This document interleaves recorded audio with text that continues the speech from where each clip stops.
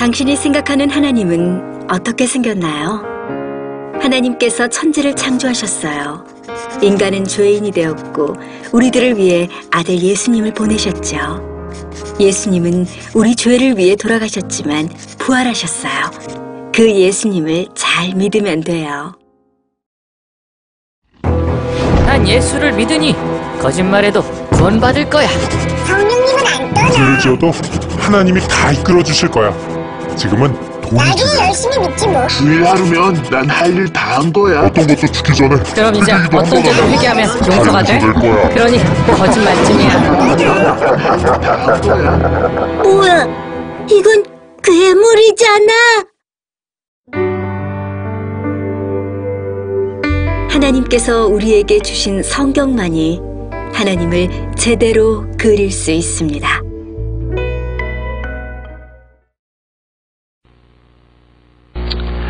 오늘 마지막 시간을 맞이해서 저는 저 자신의 내면에 감추고 있는 영적인 고민, 그리고 한국교회 우리 사역자들을 내다보면서 또 신학교에서 훈련받고 있는 많은 후배들을 바라보면서 저 나름대로 마음속에 갖고 있는 하나의 불안, 이것을 일단 중심으로 해서 말씀을 좀 드리려고 합니다. 한국교회 리더십에 지금 엄청난 변화가 일어나고 있습니다. 그 변화는 좋은 방향의 변화라기보다는 좋지 못한 방향의 변화입니다. 질적으로 좋아지는 변화가 아니고 질적으로 나빠지는 변화입니다. 다른 말로 말씀드리면 리더십의 신뢰가 떨어졌다는 것입니다. 실추되고 있다는 것입니다. 아마 이 리더십의 실추 또 리더십의 변화를 설명할 수 있는 키워드가 있다면 인격이라고 말할 수가 있습니다. 목사라는 인격에 대해 존경심이 놀랄 정도로 쇠퇴해 버렸습니다. 누군가 말을 들으니까 공항에서 신부라는 사실을 알면 모든 젊은이들이 허리를 굽히고 경의를 표한다고 합니다. 그러나 상대가 목사라는 것을 알면 일부러 고개를 돌리고 피해버린다고 합니다. 이만큼 우리의 처지가 마음이 아프다 못해 슬픔을 느끼지 아니할 수 없을 만큼 변질되어 버렸습니다. 이것이 어디에서 온 것이냐? 목사의 인격이 그만큼 사람들에게 신뢰를 얻지 못한다는 데 있습니다.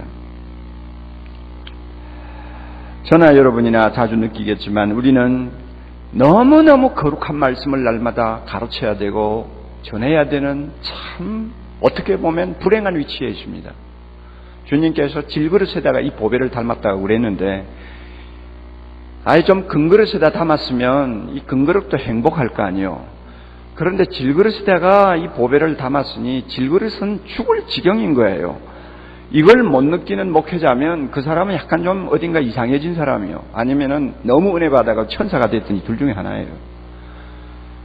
참 어떻게 보면은 우리 모두가 참 길을 펴고 살 수 없는 처지에서 우리가 사역을 하고 있는 사람들입니다.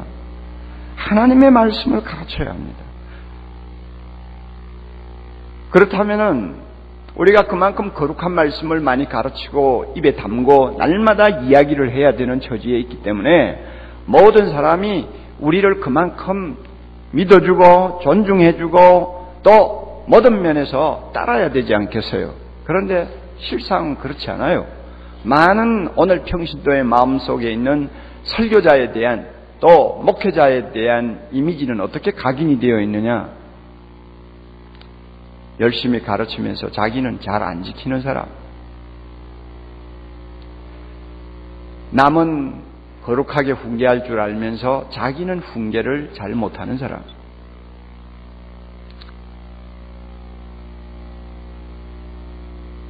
자, 이런 식으로 각인이 되니까 이제는 뭐 기도 많이 하는 목사다, 그것 가지고 그 인격이 신뢰를 못 받습니다. 성경 들고 다닌다고 누가 신뢰해 주나요? 설교 잘한다고 누가 신뢰해 주나요? 이제는 모두가 한 수 깎아내려서 사역자들을 평가하고 봅니다. 여러분, 이 말이 거짓말인지 여러분들에게 가까이 와서 존경합니다 하는 사람들의 내면을 조금 더 깊이 읽어보세요. 그들의 내면에 뭐가 있는가? 교회 안에는 불행하게도 은혜 받은 아첨꾼들이 너무 많습니다. 우리는 그 아첨하는 말에 너무 많이 흔들리고 이리 갔다 저리 갔다 합니다. 좀 더 직시해야 될 필요가 있어요. 왜냐하면 오늘 우리의 인격이 말로 표현할 수 없을 정도로 사람들로부터 존중을 못 받고 있기 때문입니다. 그런데 더 심각한 문제가 있어요. 우리 사역자에게 있어서 인격이 이만큼 위기를 만나고 있다고 하는 사실 자체를 심각하게 생각하는 분들이 그렇게 많지 않다는 것입니다. 능력에 대해서는 관심이 많습니다. 능력에 대해서 관심 많아요. 능력 있는 목회자, 능력 있는 설교자, 이런 면에 대해서는 관심이 많아가지고 능력을 입을 수 있는 어떤 무엇이 있다면 눈이 번쩍번쩍해집니다. 그러나 인격에 대해서 이야기하면 별로 관심이 없어요. 교회 부흥에 대한 어떤 방법론을 이야기하면 사람들이 구름대와 같이 모입니다. 그러나 인격에 관한 것을 강조하는 어떤 이야기를 하면 다 눈 감고 좋습니다. 이건 뭘 의미합니까? 심각성을 느끼지 못한다는 거예요. 이것이 병이에요. 큰 병이에요. 여러분, 솔직히 이야기합시다. 강단에 세워놓으면 사람들을 가장 많이 감동 주는 사람이 누굽니까? 울렸다 웃겼다 마음대로 하는 분들이 누굽니까? 대부분의 부흥사의 은사를 받은 분들 아닙니까? 그런데 그분들의 세계를 들어가 보면 정말 가슴을 칠 일들이 한두 건이 아니란 말이에요. 무슨 말인지 알겠어요? 능력은 있는지 모르겠어요. 사람들에게 일시적으로 은혜를 끼치는지는 모르겠어요. 모든 사람 앞에 천사처럼 잠깐 보일 수는 있을지 모르겠습니다만은 왜 나중에 그들의 인격에서 그렇게 냄새가 나는 일들이 많으냐? 모두가 그렇다는 말은 아니에요. 그러나 대부분이 그래요. 이것은 오늘날 한국교회 목회자의 상황을 잘 대변해주고 있는 일면이라고 저는 생각합니다. 우리 지역교회를 하고 있는 목회자들이야 별 볼 일 없잖아요. 맨날 자기 교회 붙들고 앉아서 한 영혼 하나를 위해서 씨름하고 눈물 흘리고 하다가 보면 언제 남 앞에 가서 이야기할 틈이 그렇게 많지 않잖아요. 우리는 좀 나아요. 보호받을 어떤 면에는 언덕이 있는 거예요. 그러나 많은 대중을 상대하고 이곳저곳을 다니면서 말씀을 많이 전하는 분들이 오늘날 한국교회에 너무 좋지 못한 영향을 많이 끼치는데 그 원인이 어디 있느냐? 인격이에요. 능력이 없어서가 아니에요. 설교 못해서가 아니에요. 사람을 감동시키지 못해서가 아니에요. 그들의 인격 문제는 바로 한국교회 목회자들의 인격을 세상 앞에 보여주는 거울이에요. 이런 면에서 너무너무 심각한데 오늘 이 심각성을 우리가 오히려 느끼지 못하고 목회하고 있다는 것입니다. Today's Pastors in Tomorrow's World라고 하는 좀 이름이 약간 이상한 미국 잡지가 있습니다. 내일을 위한 오늘의 목회자라는 뜻이겠죠. 거기에서 2,000명을 대상으로 해서 평신도들이 어떤 목회자를 원하는가 하는 설문조사를 한 내용을 제가 잠깐 본 일이 있습니다. 제일 앞에 나오는 3가지가 이것입니다. 첫째는 개인적 야망에 대한 보상을 기대하지 아니하는 헌신적인 봉사. 자기 목회를 자기 어떤 개인적인 야망을 충족시키는 수단으로 이용하는 것처럼 오해받을 소지를 갖고 있는 목회자도 없잖아 있어요. 평신도는 정확하게 읽고 있는 거예요. 정확하게 읽고 있어요. 벌써 설교하는 말 들으면 저 사람의 마음속에 있는 키워드는 야망이구나, 아니구나, 소명이냐, 야망이냐 금방 알아차려요. 참 기가 막혀요. 배우지도 않았는데 목회자보다도 영성이 뛰어난 것 같지도 않는데 눈치 보는 데는 아주 도사들이에요. 정확하게 알아요. 자식들이 배우지 않아도 엄마 눈치 보면 무언가 다 읽어내듯이 양떼들은 다 읽어내요. 저 목사 야망 가지고 일하는 사람이다. 소명 가지고 일하는 사람이다. 금방 알아요. 평신도가 원하는 목회자는 인격적으로 자기 야망을 앞세우는 자가 되지 않기를 원하는 것입니다. 두 번째가 뭔지 아세요? 두 번째가 인격적인 신실성을 원했어요. 좀 믿을 수 있었으면 좋겠다 하는 이야기입니다. 이거 얼마나 기가 막힌 이야기요. 말은 굉장한데 좀 믿어지지 않는다 하는 이야기입니다. 세 번째가 뭔지 압니까? 모범적인 표준이 좀 되어 주었으면 좋겠다. 좀 따르고 싶은 표준이 좀 되어 주었으면 좋겠다 하는 세 가지예요. 그러니까 이 세 가지를 다 묶어놓고 보면 한마디로 인격이라는 말에 다 포함이 되는 것입니다. 이게 평신도가 원하는 지도자예요. 지도자 상이에요. 그런데 이 사실을 오늘날 우리가 너무 소홀히 다루고 있지 않나 하는 생각을 합니다. 지금은 자유주의 신학에 너무 많이 물들어가지고 우리가 그렇게 주목을 안 하는 신학교입니다. 예일 신학교, 예일 대학교에 있는 유명한 신학교죠. 그 신학교는 지난 150년 전부터 매년마다 그 유명한 설교학 그 특강이 있습니다. 아마 지금도 이어지고 있는 걸로 알고 있는데요. 그러니까 150년 역사를 가진 설교학 특강 시리즈입니다. 굉장한 겁니다. 제가 몇 건을 읽어봤습니다만은 그 깊이가 대단해요. 그 당대에서 특히 미국과 영국에서 가장 설교자로서 탁월한 분들만 초청해가지고 며칠씩 특강을 시키는 것입니다. 그래서 나중에 책으로 내는 거예요. 그래서 예일대학교 설교학 특강 시리즈 자료라 하면 누구든지 고전으로 생각을 할 정도입니다. 대단한 건데요. 1876년 지금부터 한 130년 전에 우리가 잘 아는 필립 브룩스라고 하는 목사님이 특강을 했습니다. 2년을 연속 특강을 했는데요. 이 필립 브룩스는 최근에 보니까 지난 1000년 사이에 세계가 배출한 10명의 설교자 중에 한 사람으로 평가되는 사람입니다. 이분이 특강을 할 때 이런 내용을 이야기했습니다. 사역을 위한 준비는 단순히 어떤 기술을 연마하는 것이어서는 안 된다. 더욱이 풍부한 지식만을 갖추는 것이어서도 안 된다. 사역을 위한 준비는 유능한 말씀 증거자로서 역량과 자질을 갖출 때까지, 이게 중요한 거예요. 자질을 갖출 때까지 전 인격을 연마하는 것이다. 그래서 예일대학교 설교학 특강 시리즈의 기본적인 주제는 인격이라고 합니다. 100년 동안 이어진 주제가 인격이에요. 그만큼 사역자에게 중요한 것은 인격이라는 말입니다.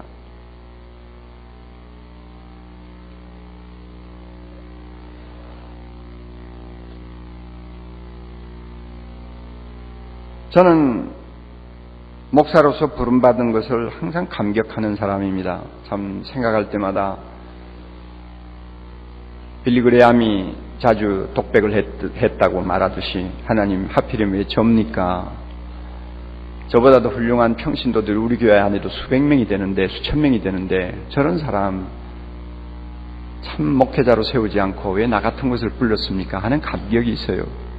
며칠 전에도 우리 교회 장로님들 가운데 지금 시무장로 가운데 한 분, 그 다음에 사역장로 가운데서 두 분이 이제 선교사로 떠납니다. 연세가 다 50대 중반이 넘었는데 후반기 이제 인생을 선교지에 가서 일하고 싶다. 그래가지고 지난 1년 동안 선교 전문 기관에 가서 철저하게 훈련을 받았습니다. 그리고 한 분은 블라디보스토크의 대학 한국어 교수로, 또 한 사람은 연명과기대 정보통신 교수로, 또 한 분은 미국 풀러 신학교에 가서 3년 공부하고 멕시코로 선교사로 떠나려고, 다 한국에서 1급 두뇌들입니다. 그분들이 이제 금주에 이제 떠났겠네요. 떠나기 때문에 제가 저녁 식사를 특별히 함께 했습니다. 부부 동반해가지고 했는데 그 자리에서 제가 이런 말을 했어요. 제가 그들과 함께 적어도 15년 이상 함께 신앙생활을 했습니다. 저 밑에서 제자 훈련받고 사역 훈련받고 다 나중에는 장로가 되어서 교회를 섬기신 분들입니다. 학적으로 보나 모든 면에서 탁월한 분들입니다. 뭐 지금 직장에서 나와 은퇴한 돈만 가지고도 편하게 살 수 있는 사람들이에요. 그럼에도 불구하고 참 어려운 곳을 찾아갑니다. 블라디보스토크에 가는 그 장로님은 그래요. 학교에서 방 하나 주는데 거기에 주방도 없습니다, 목사님. 그래서 그 소련에서 옛날 소련 치하에서 지은 거니까 막 그래서 자고 일어나고 하는 그런 어떻게 보면은 벌통 같은 그런 기숙사예요. 그 방 하나 딱 준대요. 목사님 거기 가서 이제 좀 연단 좀 받아야죠 이러더라고요. 그래서 제가 이런 말을 했습니다. 참 나는 한 가지 사랑의 교회를 사역하면서 퀘션이 하나 있어요. 왜 당신 같은 사람을 하나님이 목사로 부르지 않고 나 같은 사람을 목사로 불렀는지 모르겠다고. 당신들이야말로 인격적으로나 헌신면에서 목사 기죽이기 마침 좋은 사람들인데 왜 당신 같은 사람들은 부르지 않고 내 같은 사람을 불렀는지 모르겠다고 그러니까 아이고 목사님 무슨 말씀을 그렇게 하세요 그러더라고요. 그러나 나는 진실한 말이에요. 진실한 말이에요. 저는 목사 되기에 훨씬 타당한 훨씬 적합한 평신도가 너무 많은데 하나님이 그들은 부르지 않고 이 정말로 허물투성이인 나 같은 것을 불러서 하나님의 종으로 세웠다는 데 대해서 항상 불과 사이에 수수께끼예요. 그래서 감사하기도 하고 어떤 때는 불안하기도 하고 어떤 때는 기뻐하다가도 어떤 때는 또 하나님 앞에 매달리고 하는 이런 감정적인 기복이 자주 일어나는 것을 제가 봅니다. 그런데 솔직한 심정으로요, 저는 저 자신을 미워할 때가 더 많습니다. 더욱이 저는 제자 훈련을 참 해야 된다고 항상 깃발 들고 외치는 위치에 있는 사람입니다. 그러니까 아마 더 이런 감정이 많이 생긴 것 같아요. 저 개인에 대한 혐오증이 자주 저를 괴롭게 만듭니다. 왜? 예수의 제자 되자고 외치는 것만큼 내가 제자가 되지 못하고 있다는 것을 저 양심이 항상 증명하거든요. 그리고 남을 가르치는 것만큼 내 자신을 가르치지 못하는 데 대해서 이제는 어떤 때는 양심의 가책조차도 없는 아주 직업군 같은 그런 내 자신의 모습을 발견하거든요. 그럼에도 불구하고 또 가르치지 아니하면 안 되는 상황에 놓여있는 자신의 모습을 보면서 어떤 때는 혐오감이 생겨요. 더욱이 여러분 제자 훈련 무엇입니까? 작은 예수 되자고 하는 거 아닙니까? 온전한 자가 되자고 하는 거 아닙니까? 그래서 평신도를 온전한 자로 세우자.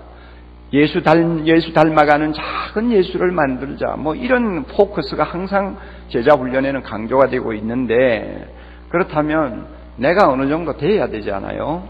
내가 인격적으로 참 주님을 닮았다.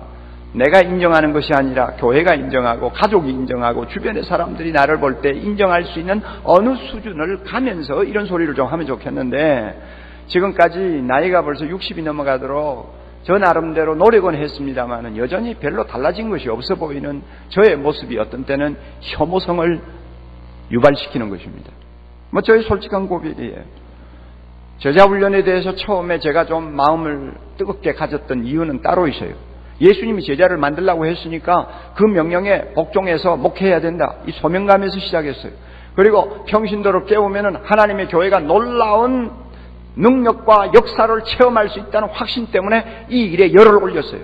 그런데 이런 제자 훈련을 20년, 30년이 넘도록 하다가 보니까 이제는 점점 관심이 어디로 쏠리느냐 하면 저 자신에게 쏠리는 거예요. 도대체 예수의 제자가 된다는 것은 어떤 수준의 인격을 의미하는 것이냐? 그러면 그 인격을 너는 몇 % 정도나 너 자신의 삶을 통해서 보여줄 수 있느냐? 계속 저 자신에게로 이 포커스가 집중되는 것을 제가 지금 계속 느껴요. 그러니까 겁도 나고 불안하고 답답하고 그래서 내가 어쩌다가 이 팔자가 됐나 하는 생각도 하게 돼요. 할 수 있으면 제자 훈련이라는 말 하지 않고 참 은혜스러운 설교, 은혜스러운 교육을 얼마든지 할 수 있잖아요.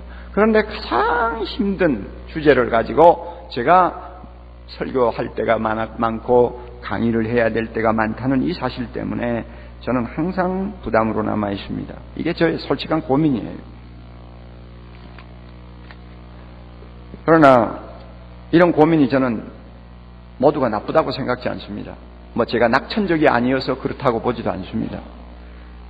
또 제 기질이 어떤 면에는 좀 부정적인 면이 있어서 그렇다고 저는 보지 않습니다. 완벽주의자가 되어서 그렇다고 보지도 않습니다. 이것은 제가 볼 때는 정상이라고 생각합니다. 우리는 질그릇이에요. 질그릇은 고민하게 돼 있어요. 까불지 말라고요. 고민하게 돼 있다고. 고민 없는 질그릇이라는 건 질그릇이 아니에요. 이런 면에서 우리가 인격 문제를 항상 신중하게 다루지 아니할 수가 없습니다. 그래서 저의 관심은 이것입니다. 바울은 어떻게 이 문제를 처리했을까? 바울이라고 완전했나요? 바울이라고 그 인격에 흠이 없었나요? 절대 그렇지를 않아요. 우리는 서신서를 읽으면서 바울에게서 조금씩 스며나오고 냄새가 풍기는 그의 약점들을 우리는 많이 발견할 수 있습니다. 바울은 나와 같은 고민을 하지 않았을까? 자신의 인격을 놓고 어떻게 해결했을까?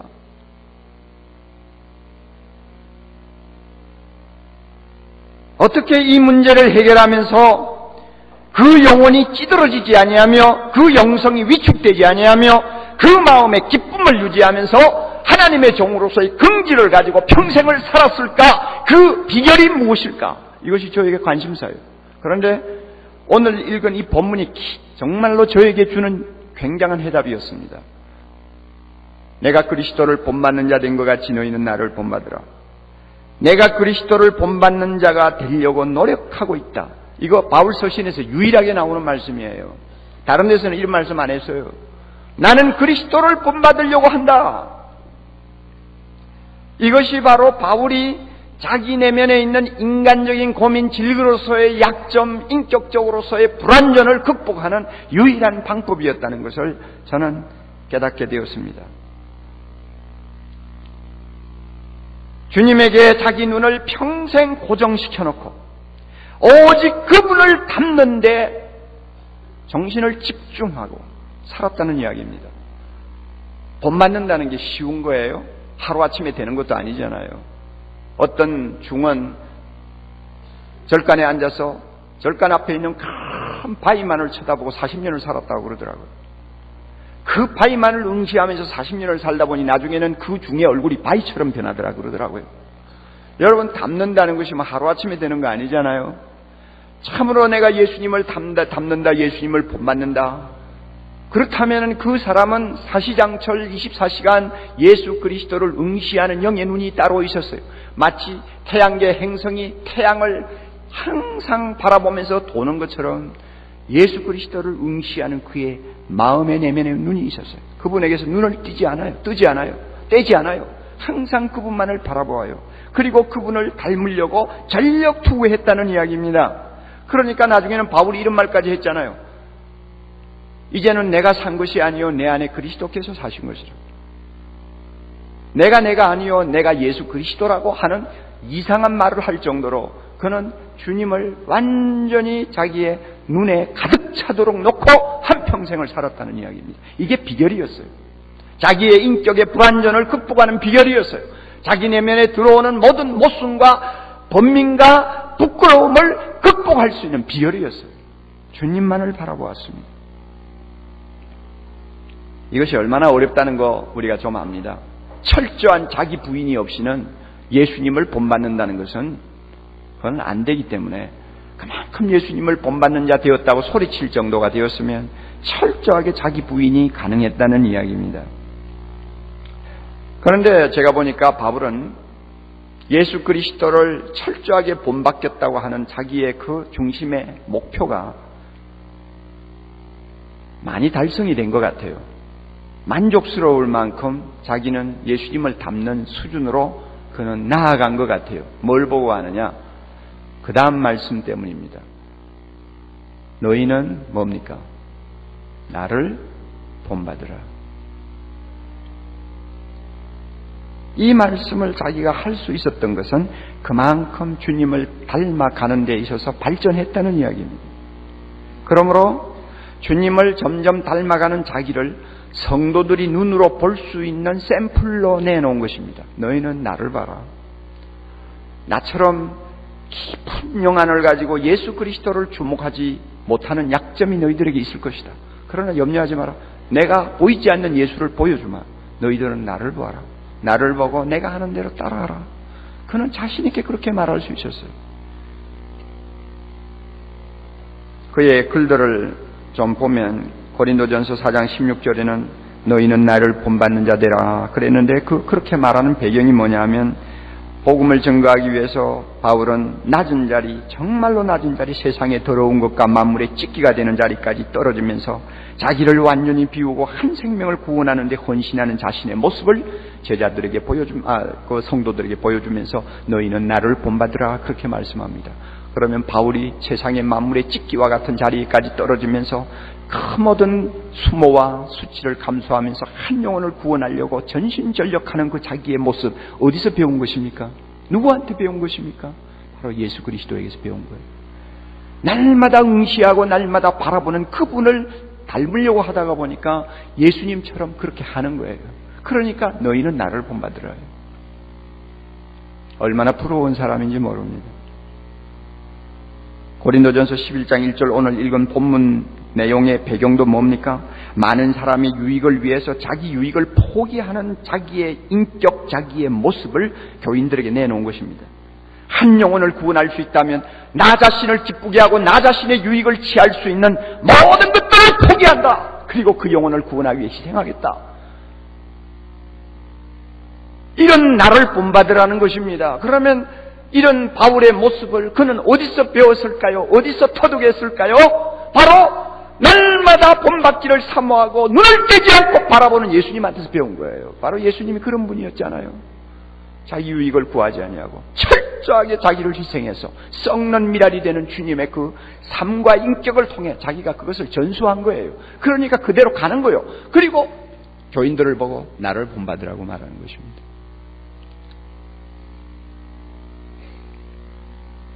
데살로니가전서 1장 6절 보면 우리와 주를 본받을 수 있게 본받으라고 말씀하는 내용이 나옵니다. 그래서 말하기를 우리가 너희 중에 어떠한 사람이 된 것을 너희가 아는 바라. 어떠한 사람이 된 것을 너희가 아는 바라. 우리가 어떻게 사는지 어떤 인격을 가지고 너희를 대했는지 너희가 잘 알지 않느냐. 그러니 너희들은 우리를 본받으라 그렇게 했습니다. 바울이 샘플로 내놓은 그 인격, 자신의 인격은 바로 예수님한테서 배운 것입니다. 그리고 빌립보 3장 17절 보면 또 한 번 그는 나를 본받으라고 말합니다. 나를 본받으라고 말하는 그 배경은 뭡니까? 온전히 이룬 것처럼 자만하기 쉬운 자들을 경고하면서 하시는 말씀이었어요. 온전히 이루었다는 소리 하지 마라. 나는 앞에 있는 표대를 향해서 지금도 달려간다.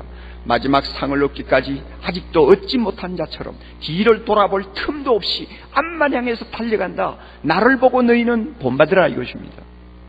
영적인 세계에는 완전한 자리에 이르렀다고 말할 수 있는 사람이 하나도 없다는 것입니다. 바울처럼 어떤 면에서는 극치에 이른 그런 위대한 지도자도 항상 예수 그리스도를 바라볼 때는 아직도 이루지 못한 사람이요, 아직도 미완성의 상태에 있는 사람이요, 아직도 노상에서 달려가고 있는 자신임을 그는 발견한 것입니다. 그래서 진정한 영적 세계의 건강은 앞에 있는 것을 바라보고 예수 그리스도를 바라보고 아직도 나는 부족하다는 심정을 가지고 달려가는 데 있다. 완전하다고 스스로 자족하는 데 있는 것이 아니라 나는 이만큼 되었다 하고 생각하는 데 있는 것이 아니라 예수님의 수준에까지 그의 표준에까지 이르도록 하기 위하여 필생을 다해서 달려가는 데 있다는 것을 설명하면서 너희는 나를 본받으라고 그랬어요. 여러분, 바울의 이런 모습은 우리에게 매우 값진 귀감이 됩니다. 저는 지금까지 사역자로서 일을 하면서 누구 하나 보고 나를 본받으라는 말을 입 밖에 낸 일이 없습니다. 여러분은 어떤지 모르겠어요. 내 자식들을 보고도 나를 본받으라는 말 한마디도 못했어요. 내 아내를 보고도 감히 어디 아내 앞에서 그런 말 하겠어요. 도무지 그 말 못했어요. 제자훈련을 지금까지 수백 명을 시켰는지 수천 명을 시켰는지 모르지만 제자훈련을 하면서 소그룹에 앉아서 함께 눈물을 흘리고 어떤 때는 막 너무 좋아가지고 막 배꼽이 나올 정도로 웃고 어떤 때는 너무 슬퍼가지고 같이 눈물을 펑펑 쏟고 서로 손잡고 서로 위로하고 그래가지고 참 은혜의 도가니에 흠뻑 젖을 때가 많이 있었지만 여러분 저를 보고 따르세요. 저를 본받으세요. 감히 그 말 못했어요. 그러나 바울은 나를 본받으라고 하지 않아요. 우리가 이 정도까지 나가야 되는데 참 이것이 안 되는 거예요. 그러니 여러분 어찌 고민을 하지 않겠어요?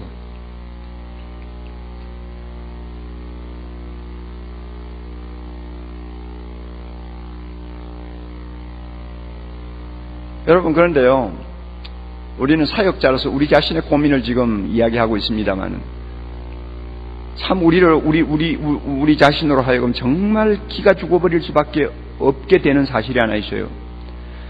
예수처럼 되라, 작은 예수가 되라 하는 것을 교역자에게만 요구하신 하나님의 말씀이 아니에요. 믿는 사람에게 다 요구하는 하나님의 표준이에요. 이게 제자훈련의 키 아닙니까?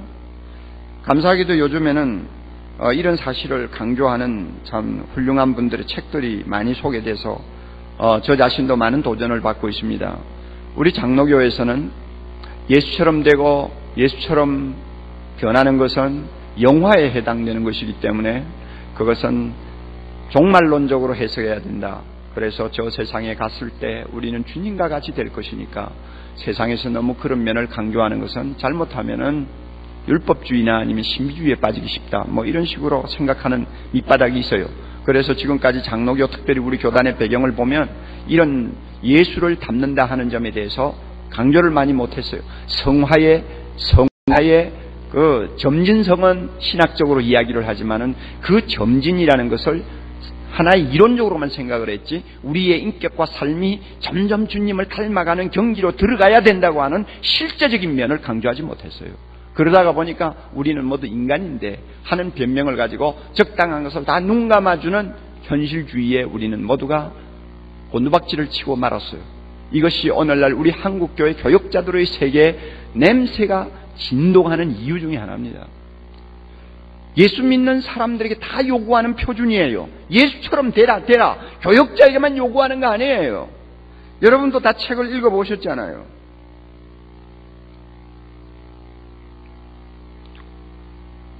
맥스 루카도 같은 사람 여러분 책 읽어보셨잖아요. 하나님은 당신을 있는 그대로 사랑하신다. 그러나 그대로 두시지는 않는다. 하나님은 당신이 예수처럼 되기를 원하신다. 분명히 이야기를 하고 있어요. 왜 여기 성경적이니까. 우리가 참 존경하고 사랑하는 헨리 나우엔 같은 사람은 더 가슴이 콱 막히는 소리를 하고 있어요. 우리들의 영적 생활에 있어서 커다란 도전이 하나 있는데 그것은 뭐냐면 우리 자신이 예수님과 같다고 주장할 수 있어야 한다는 것입니다. 우리 자신이 예수님을 닮았다고 주장할 수 있어야 하고 또 우리는 오늘을 살고 있는 살아있는 예수라고 말할 수 있어야 한다는데 우리의 도전이 있다고 했어요. 나는 살아있는 작은 예수다. 너희들은 나를 봐라.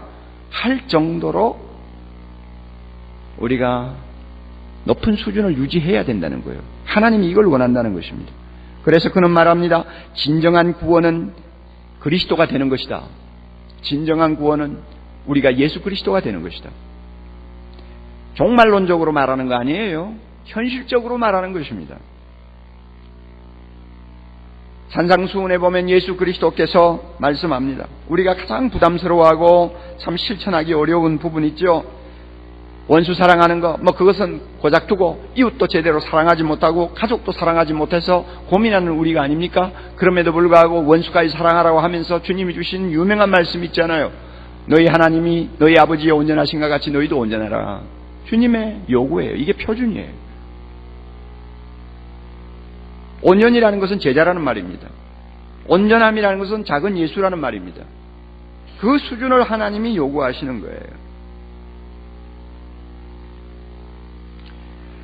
모든 믿는 자에게 하나님이 요구하는 표준이 이 수준이라고 한다면 그들보다도 한 걸음 더 앞서야 되는 사역자들을 향해서 하나님이 요구하는 인격의 수준, 삶의 수준이 어느 정도 이겼느냐 하는 것을 우리가 정말 고민스럽게 진지하게 생각하면서 우리가 기도해야 합니다. 이런 나름대로의 몸부림이 없이 우리는 주님을 본받는다는 것은 그것은 메마른 구호에 지나지 않는다는 사실을 우리는 경험을 통해서 잘 알고 있습니다.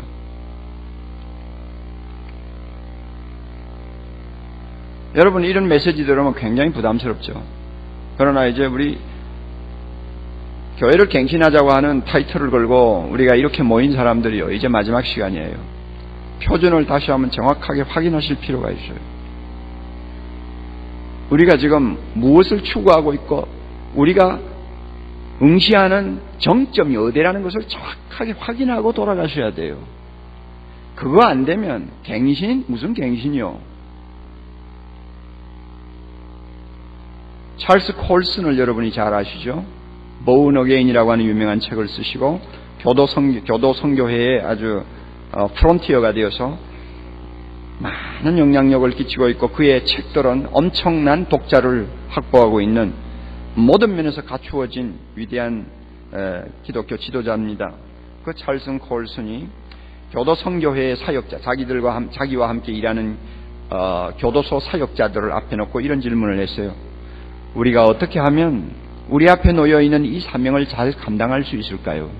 어떻게 하면 이 사명을 좀 더 잘 감당할 수 있을까요? 하고 질문을 했다가 금방 무슨 말을 했는가 하면 내 질문 잘못했어요. 질문을 수정하겠습니다. 이것은 잘못된 질문입니다. 정말 중요한 질문은 이것입니다. 우리들이 어떤 사람이 되어야 할까요? 우리들이 어떤 사람이 되어야 할까요?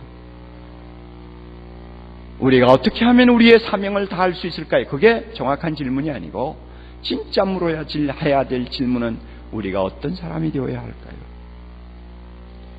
여러분, 이 질문이 남의 질문이어서는 안 되죠. 우리 모두의 질문이어야 합니다.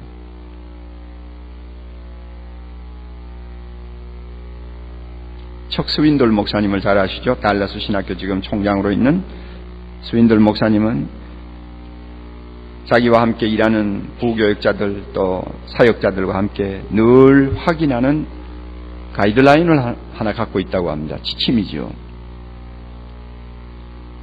그 가이드라인, 그 지침을 놓고 자주 자기 자신을 점검하도록 한답니다. 공적으로 앉아서 이 지침을 놓고 서로 질문하고 대답하고 해서 자기 자신을 항상 점검하도록 한다고 합니다. 아주 미국 사람다운 태도예요. 그들은 매우 구체적이니까요. 실제적이고요. 지난주에 어디서든지 사람들의 의심을 살 만한 여성과 같이 있은 일이 있는가? 요거 질문, 첫 번째 질문. 지난 주간 동안 사람들이 봤을 때 하고 의심을 한다든지 좀 이상하게 볼 만큼 좀 의혹적인 어떤 이성과 함께 단둘이 앉은 일이 있는가? 이거 체크하는 거예요.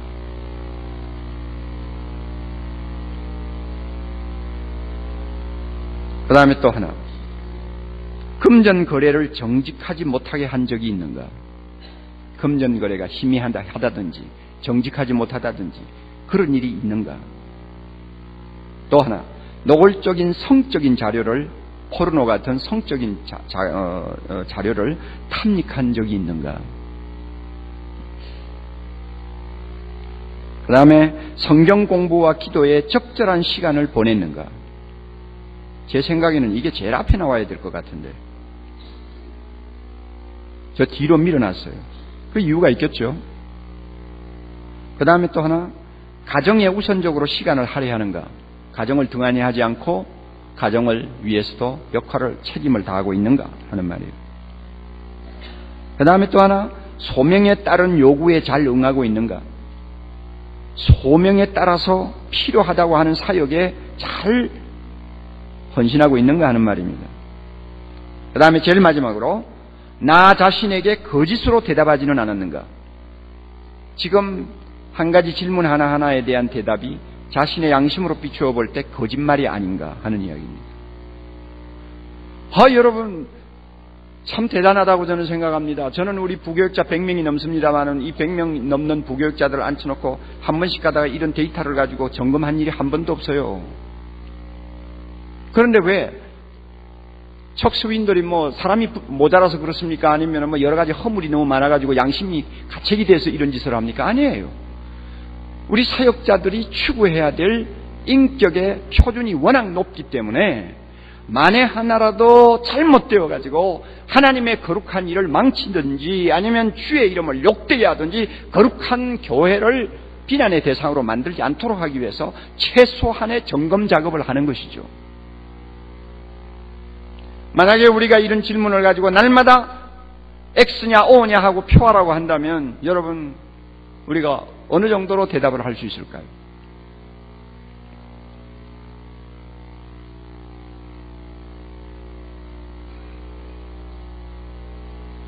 다시 말씀드립니다. 교인들이 교역자들에게 요구하는 인격의 수준이 어느 정도인가를 늘 염두에 두세요. 교인들 자신이 주님을 닮아가려고 몸부림을 치는 마당인데 교역자에게 여러분 요구하는 수준이 있을 거 아니에요. 자기와 똑같아가지고 만족할 수 있을 것 같아요? 안 되잖아요. 이것이 저로 하여금 번민스럽게 하는 것입니다. 어떤 때는 목사 그만두고 싶어하는 생각이 자주 일어나게 만드는 이유입니다. 이거는 완벽주의에서 오는 어떤 병적인 사고가 아니에요. 성경적인 뿌리를 가지고 자신을 검증할 때 피할 수 없는 질문이요 피할 수 없는 고민이라는 이야기입니다. 그러나 이것은 중요합니다. 유익한 것입니다. 교인들이 목회자에게 요구하는 수준이 있다는 것을 잊지 마세요. 적어도 자기보다는 나아야 된다고 그들은 생각합니다. 모범이 되어야 된다고 생각을 합니다. 우린 이걸 알아야 돼요. 미국 국민들이 대통령한테 요구하는 도덕적인 수준이 어느 정도 높은가, 인격적인 수준이 어느 정도 높은가를 가끔 보면 놀랄 때가 있잖아요.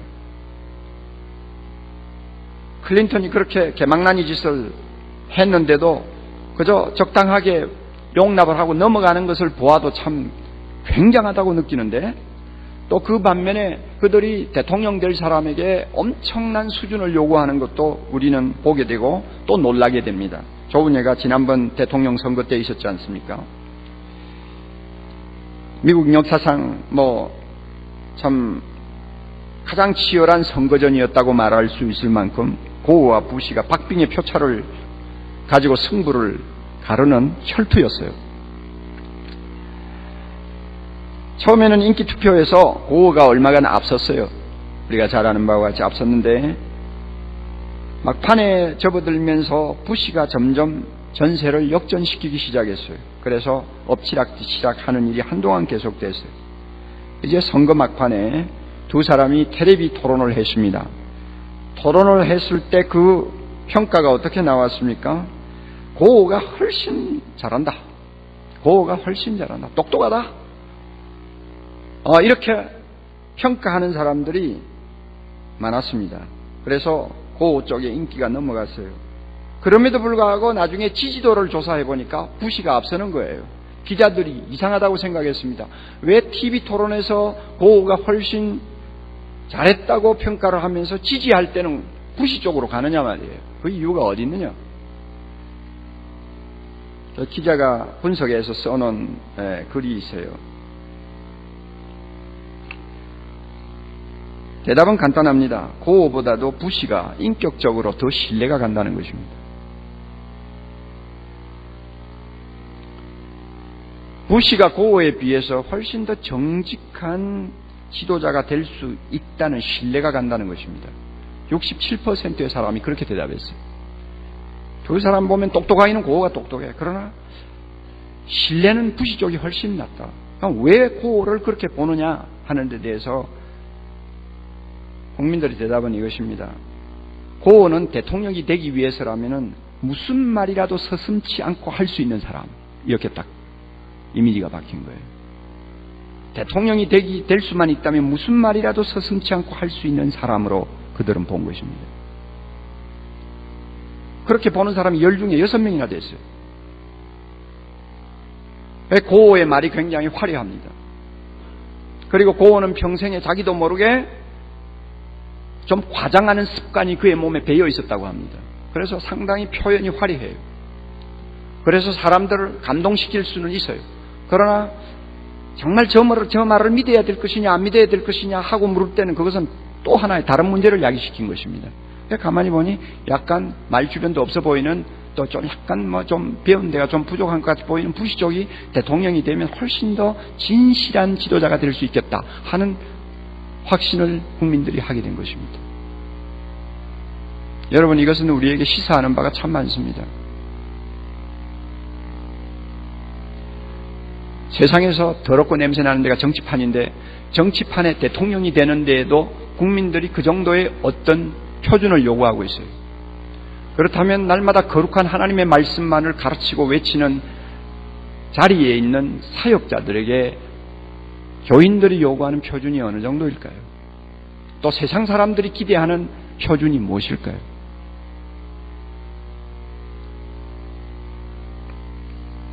우리가 이 문제를 놓고 한시도 쉬지 말고 자기 점검을 해야 되고 고민을 해야 된다고 생각합니다.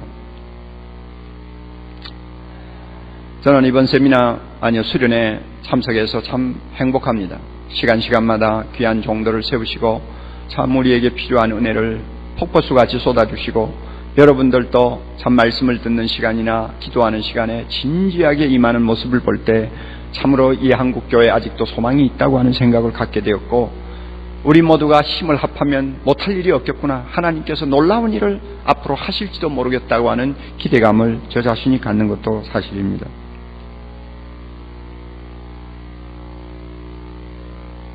어느 목사님의 새벽기도 설교를 들으니까 한 영혼을 그렇게도 사랑하는구나 하는 찡한 감동이 전해지고, 저런 자세를 가지는 것은 바로 예수님의 모습을 담는 자세다 하는 것을 제가 느꼈어요. 또 오늘 아침에 여러분 새벽에 들은 말씀을 잘 기억하시죠? 어떤 장로님을 표준으로 놓고 나도 저 장로님처럼 이웃을 사랑하자. 그거 따지고 보면 누구를 본받는 것입니까? 누구를 본받는 거예요? 예수님을 본받는 거예요.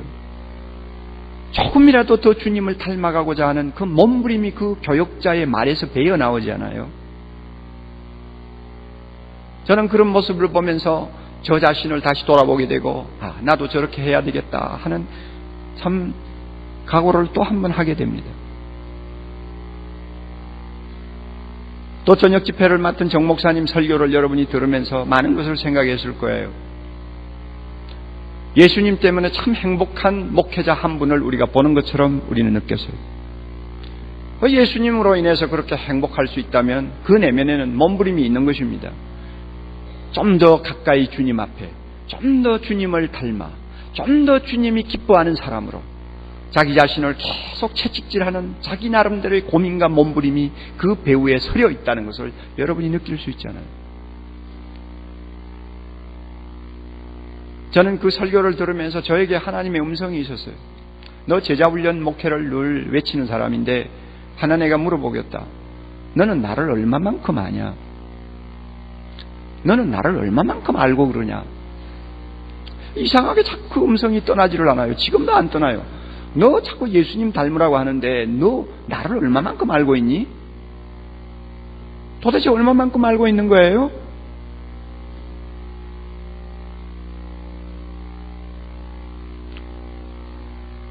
그래서 저는 그 음성 앞에 마음에 작심을 했습니다. 이제 남은 생에 좀 더 예수님을 응시하자. 내가 오르지 못할 정상일지는 모르지만 좀 더 주님을 눈을 크게 뜨고 응시하자. 밤이고 낮이고 주님을 응시하자. 그리고 주님을 바라보자. 그리고 목회 현실에서 일어나는 모든 문제 하나하나를 놓고 예수님은 어떻게 하셨을까? 그것을 계속 질문하자. 그래서 예수님이 어떤 방식으로 했다는 해답이 나오면 나도 그렇게 해보려고 몸부림을 좀 치자. 내 마음에 잘 들지 아니하는 교인을 놓고 또 어떤 면에 내 마음에 고통을 주는 교인을 놓고 예수님이면 어떻게 하셨을까? 예수님은 가룟 유다를 3년 동안 끼고 다니면서 어떻게 하셨나? 베드로와 요한과 같이 아직도 덜때먹은 그 제자들을 놓고 주님은 어떤 자세를 가지고 그들을 다루셨나? 좀 더 내가 깊이 알자. 예수님은 한참 인기를 끌고 승승장구할 때에 그는 어떻게 처신을 하셨나?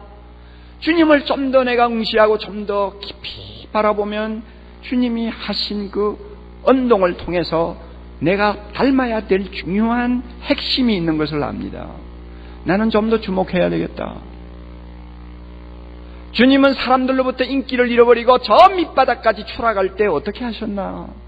주님은 그 순간순간을 어떻게 극복하면서 하나님 앞에서 자기 자신을 지켰는가? 내가 좀 더 주님을 알려고 노력하면 내가 그런 처지에 빠졌을 때 분명히 주님은 대답하실 것이다.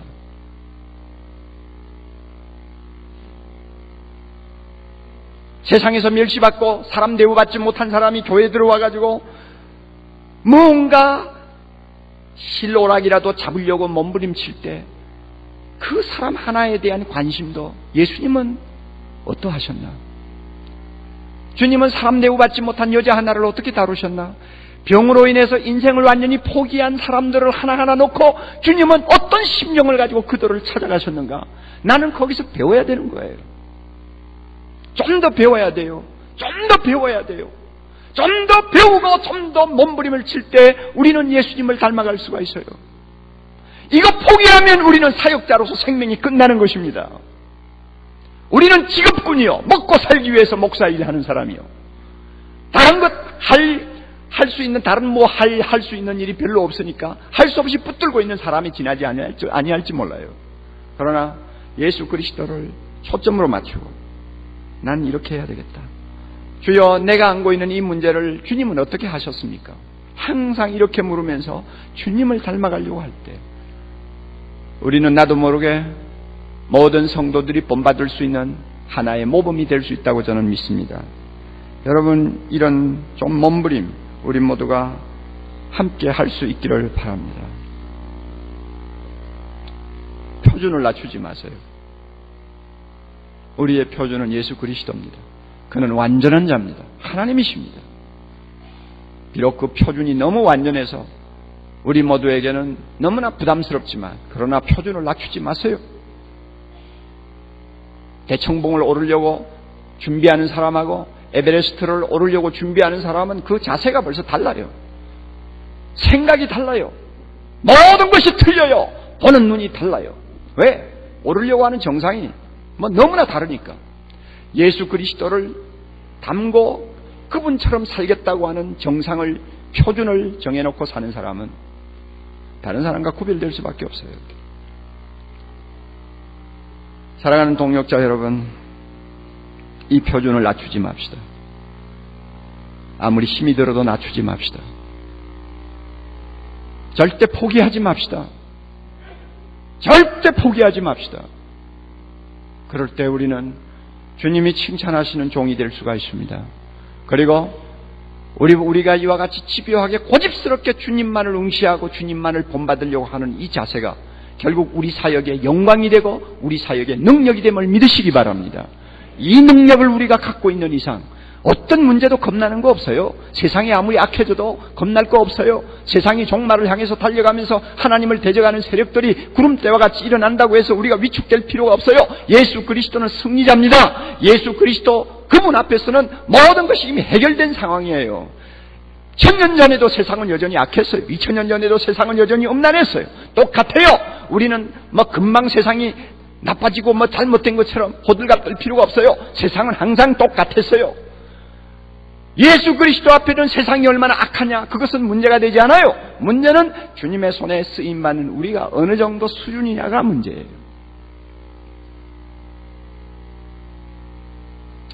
우리 모두가 표준을 낮추지 않고 오직 주님만을 표대로 삼고 그분만을 향해서 달려가려고 노력할 때 우리의 목회에는 하나님의 놀라운 거룩함과 능력이 임할 줄 믿습니다.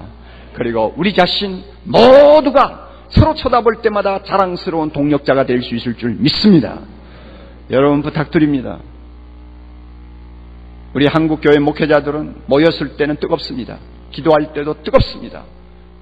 말씀을 들을 때도 아멘으로 정말로 모든 사람들이 감동을 받을 만큼 그 분위기는 화려합니다. 그러나 일단 문 열고 나가면 너무 처참합니다. 이것이 우리 한국 교역자들의 특징이에요. 교인들의 특징이에요. 문 열고 나가면 사람이 달라져요. 마치 사우나탕에 들어가 땀 실컷 흘리고 나중에는 사우나탕 밖으로 나갈 때의 모습과 비슷해요. 우리는 그렇게 하면 안 돼요. 교회갱신 협의회 수련회는 그래서는 안 돼요. 오늘날 한국교회가 부흥회가 없어서 이 꼴이 되어갑니까? 수련회가 없어서 이 꼴이 되어갑니까? 아멘 소리가 낮아서 이 꼴이 되어갑니까? 할렐루야 안에서 이 꼴이 되어갑니까? 더 솔직히 이야기합시다. 기도 안에서 이 꼴이 되어갑니까? 미국 사람들이 볼 때는 우리 한국교회 목회자들 어마어마하게 기도하는 사람들이에요. 그러나 기도를 적당하게 하는 것처럼 보이는 그들과 비교할 때 우리는 어떤 면에서는 너무나 초라하게 보이는 이유가 무언가를 발견해야 합니다. 실추된 우리의 인격을 회복합시다. 그러기 위해서는 예수님이라고 하는 그 표준을 다시 한번 정확하게 확인하고 힘이 들어도 십자가를 져도 자기 부인을 하지 아니하면 안 되는 그런 고달픈 삶을 살아도 그분을 닮아가려고 하는 몸부림 이것만은 포기하지 맙시다. 이럴 때 하나님이 우리를 사용하십니다. 하나님이 우리를 통해서 영광 받으십니다.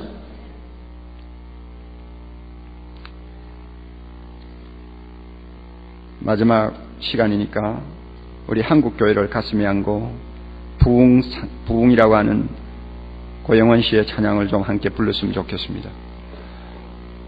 그 찬양 속에 우리의 탄식이 들어있습니다. 우리의 회개가 들어있습니다. 그리고 그 찬양 속에 우리의 비전이 있습니다. 그 찬양 속에 하나님의 소원이 들어있습니다. 이 찬양을 부르면서 아직도 예수님을 닮지 못하게 하는 우리 마음의 우상이 무엇인지를 찾아서 이 우상을 불태우고자 하는 뜨거운 열정을 우리가 다시 한번 회복시킬 필요가 있습니다. 이 찬양을 부르면서 다시 한번 성령의 바람이 불고 진리의 말씀이 이 땅을 새롭게 하는 영광스럽고 거룩한 날이 임하기를 사모하는 간절함이 우리 가슴에 있어야 되겠습니다.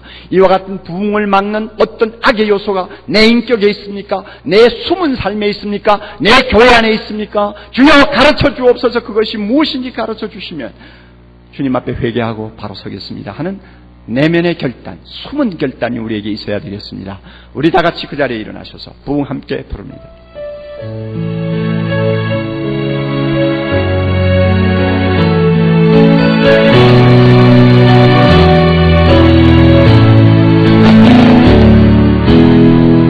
이 땅의 황무함을 보소서. 하늘의 하나님 긍휼을 베푸시는 주여, 우리의 죄악 용서하소서. 이 땅 고쳐주소서.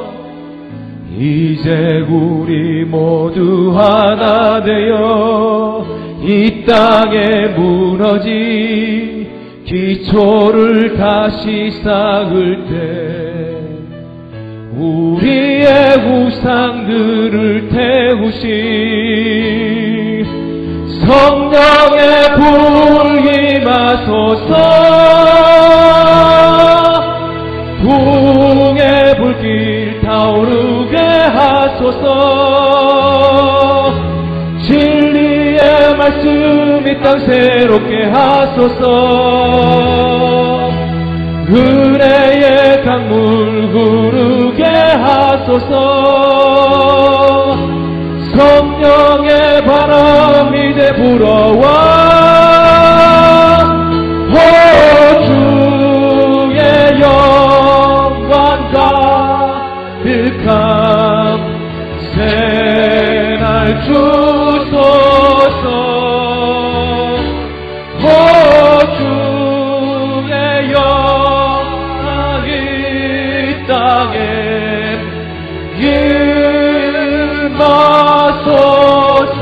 임하소서. 이 땅의 황무함을 보소서. 하늘의 하나님 긍휼을 베푸시는 주여 아버지 우리의 죄악 용서하소서 아멘. 이 땅 고쳐주소서 주여 고쳐주시옵소서 주여. 이제 우리 모두 하나 되어 이 땅에 무너진 기초를 다시 쌓을 때 우리의 우상들을 태우신 성령의 불이 나소서 풍의 불길 타오르게 하소서 진리의 말씀 이 땅 새롭게 하소서 은혜의 강물 부르게 하소서 성령의 바람 이제 불어와 주의 영광 가득한 새날 주소서 주님 나라 이 땅에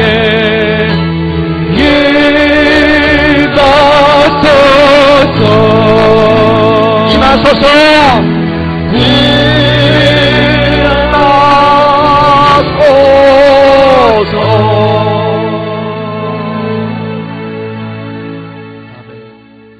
다 같이 머리 숙입니다.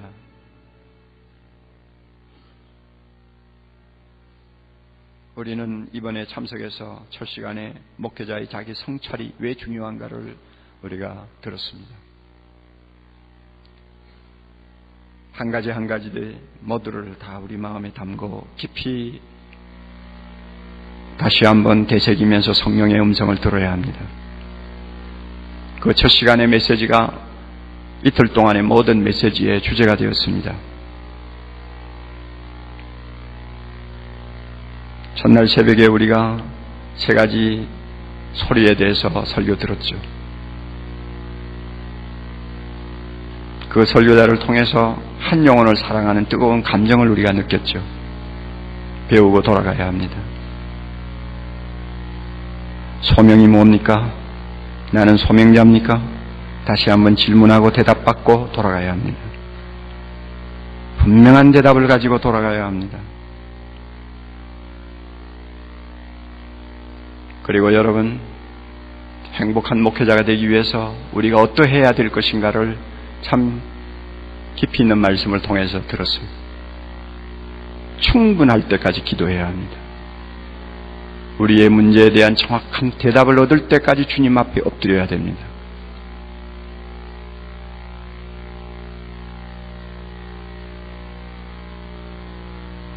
우리는 입으로만 좋은 이웃 항상 떠들지만 좋은 이웃이 되기 위한 희생을 잘 하지 못하는 우리 자신의 약점을 늘 기억하고 안타까워합니다. 그 설교를 들으면서 예수님처럼 살려고 하는 사람은 저래야 되겠구나 하는 것을 우리가 배웠지 않습니까? 오늘 마지막 시간 우리의 표준입니다. 예수 그리스도입니다. 절대 낮추면 안 됩니다. 낮추면 세속화됩니다. 낮추면 망합니다. 낮추면 세상 사람하고 다른 바가 하나도 없어요. 맛 잃은 소금 되고 맙니다. 우리의 표준 정확하게 우리가 확인하고 돌아가야 합니다. 우리 한 목소리로 짧은 시간 주님 앞에 간절하게 기도합시다.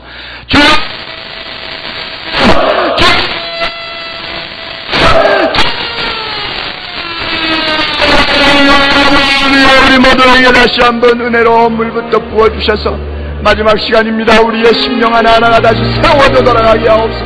은혜를 받고 돌아가게 하옵소서. 은혜를 간직하고 돌아가게 하옵소서. 교회되어 돌아가게 하옵소서. 깨달은 말씀 때문에 기뻐하며 돌아가게 하옵소서. 성령 충만하여 돌아가게 하옵소서. 교회되어 돌아가게 하옵소서. 오 하나님 그리하여 여기에 모인 귀한 종들을 통해서 우리 하나님의 놀라운 일들이 온 땅에 힘있게 펼쳐지는 아름다운 역사가 있게 해주시옵기를 간절히 원하옵고 바라옵나이다. 자비로우신 주여, 주여 오늘도 역사해 주시옵소서. 주여 오늘도 이 종들을 내려갈 때 하나님 아버지의 빈손 들고 내려가지 않게 하옵소서. 주님의 영광을 보고 내려가는 자들 되게 하옵소서. 은혜의 샘을 마음껏 마시고 돌아가는 자들이 되게 하옵소서. 하나님 아버지 하나님께서 주시는 귀한 은혜의 주님의 돌기를 손에 들고 돌아가는 자들 되게 하시고 우리의 문제에 대한 주님의 해답을 듣고 돌아가는 자들 되게 하시고 우리 모두가 성령의 능력을 힘있게 얻어서 돌아가는 귀한 주의 종들 되도록 축복해 주시옵기를 간절히 원하옵고 바라옵나이다. 한 사람이라도 주여 좋은 곳에 내려간 자 없게 하옵시고 한 심령이라도 내가는 심령으로 내려간 자 없게 해주시옵소서. 주여 도와주시고 은혜를 베풀어 주시옵소서.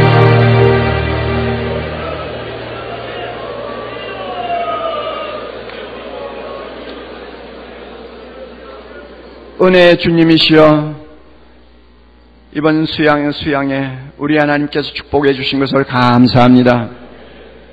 주님이 갈릴리로 돌아가실 때 성령 충만하여 돌아가셨다고 했습니다. 우리 모두 돌아갈 때 성령 충만하기를 원합니다. 성령 충만하기를 원합니다. 성령 충만하기를 원합니다. 이 성령이 우리의 지와 의와 정을 완전히 통제하시고 주님이 다스리시는 사람 되어 돌아가기를 원합니다. 주의 영광을 보고 돌아가는 자 되기를 원합니다. 하나님 아버지여, 우리를 힘있게 붙들어 주셔서 우리의 사역지에서 주님이 홀로 영광, 경배, 찬양 영원토록 받으시옵소서. 예수님 이름으로 기도드리옵나이다. 아멘.